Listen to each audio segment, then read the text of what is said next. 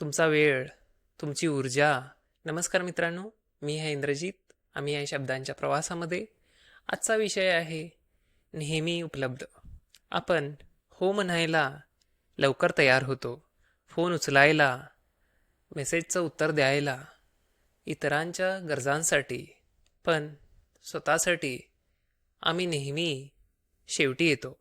नेहमी उपलब्ध राहिलं तर लोकांना तुमची अनुपस्थिती कधी जाणवणारच नाही. तुमचा वेळ, तुमची ऊर्जा, तुमची शांतता हे सगळं मौल्यवान आहे. नेहमी उपलब्ध न राहणं हा काही उद्धटपणा नाही, हा आत्मसन्मान आहे. मग स्वतःला परवानगी द्या काही वेळ ऑफलाईन राहण्याची, काही वेळ स्वतःवर राहण्याची. हा विषय तुम्हाला आवडला असेल तर ह्याच्याबद्दल तुमची प्रतिक्रिया सांगा.